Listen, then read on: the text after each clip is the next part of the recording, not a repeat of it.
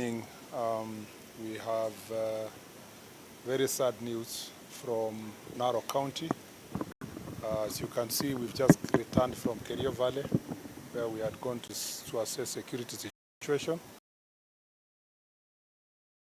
Of this assignment, we received news that there was a conflict involving land issues in Angata Barrikoi in Narok County and Kilgoris constituency in Transmara.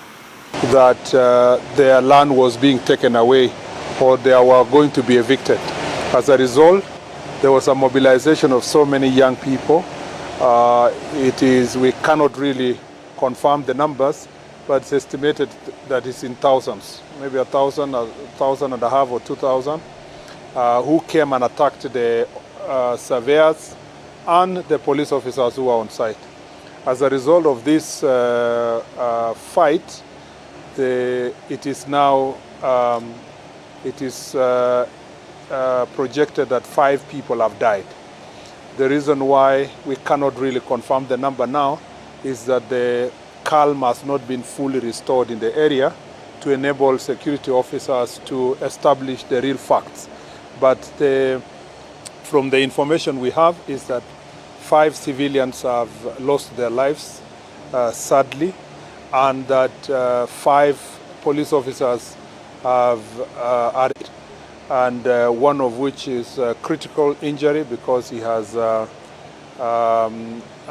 arrow lodged in his head, and it has taken a long time to also evacuate that police officer to a hospital because of the situation around there. Let me start by saying that this is a very sad occurrence for us in the national security team. We feel very sad because our duty is to make sure that lives are protected, and land issues can easily be resolved peacefully. It shouldn't be really lead to any loss of life. Investigations are not yet done or even complete because we need to establish the circumstances under which the 5 civilians died, and if as has been suspected that police officers were involved, what was the circumstance that the police officers engaged the civilians, and whether the situation it was warranted that kind of force, and therefore the investigations will determine whether there is excess use of force, and if there was excess use of force, who was responsible. The also investigation will establish whether the persons who perpetrated these acts against also the police officers, what was their motive, and why did they do it, and who are they. So on both sides we are going to do thorough investigations.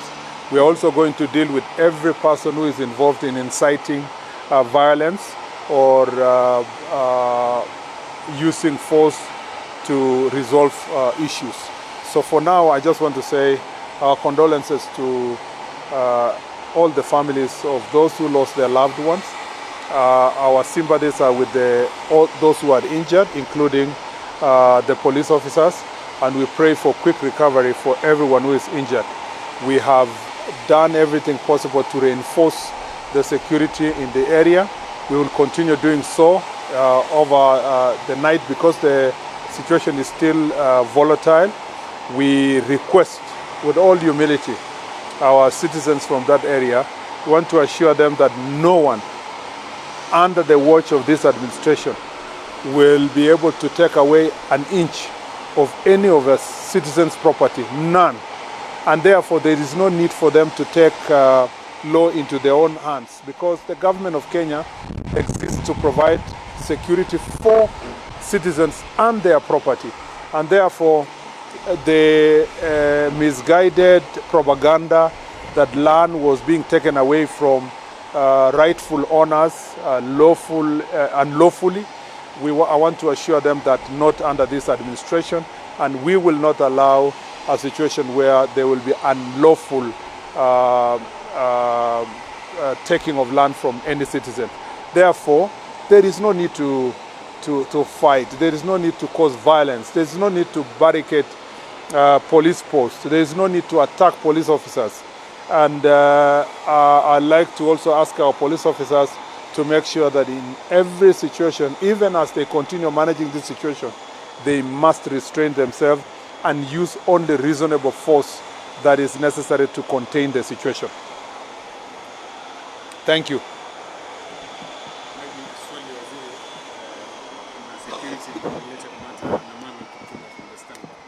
What is the government doing in regards to the Kenyan working with Safaricom, who was abducted suspectedly by Al-Shabaab militants in the work?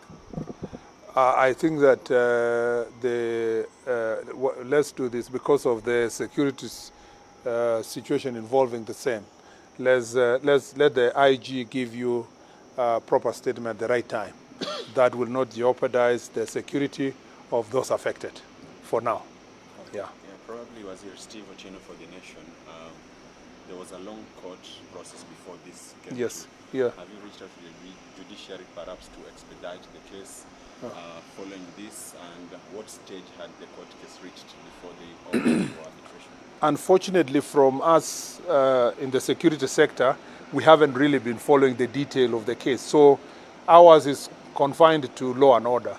But the information they're trickling in is that the already court process had advanced to the stage of arbitration.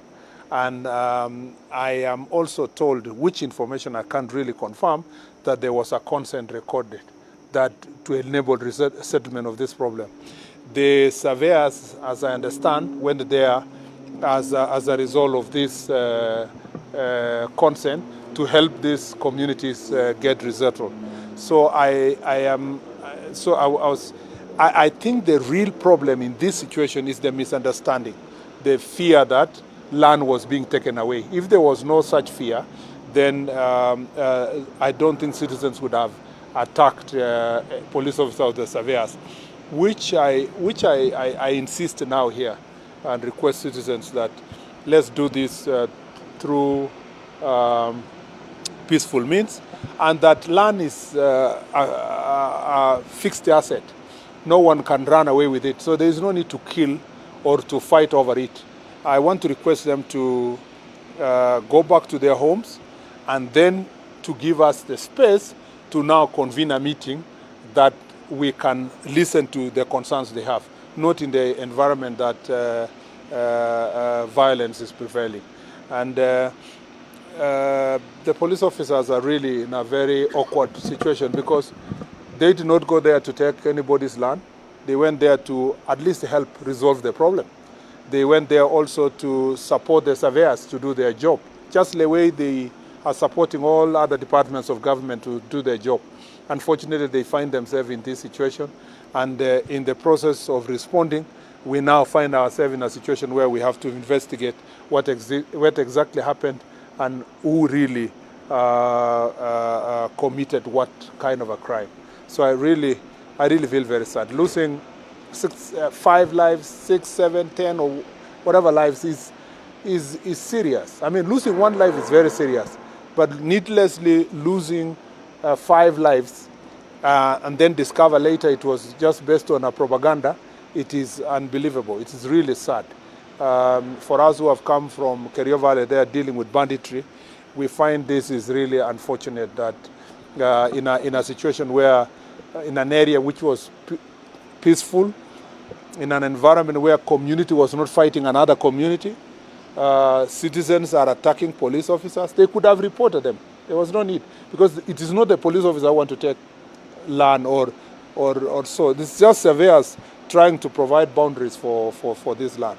I am also told that about 6 vehicles have been burned.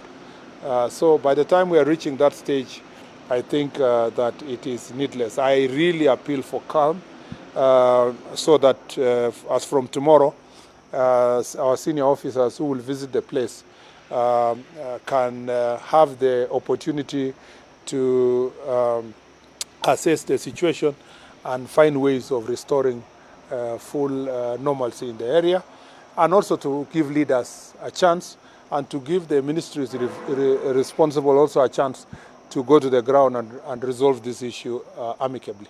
Any hint Maybe. on who mobilized the youth? Yeah. Not so far. It's still early to know exactly who could have mobilized youth, but I have seen some videos going around where there are clips by some people some 2-3 days ago alleging that they would be there was going to be an invasion of land and so forth. I think perhaps such kind of information could have really heightened tension and incited people. So since it will be wrong and irresponsible on my part to speculate on who exactly did it, we leave it to the law enforcement agencies to really unearth who exactly was involved.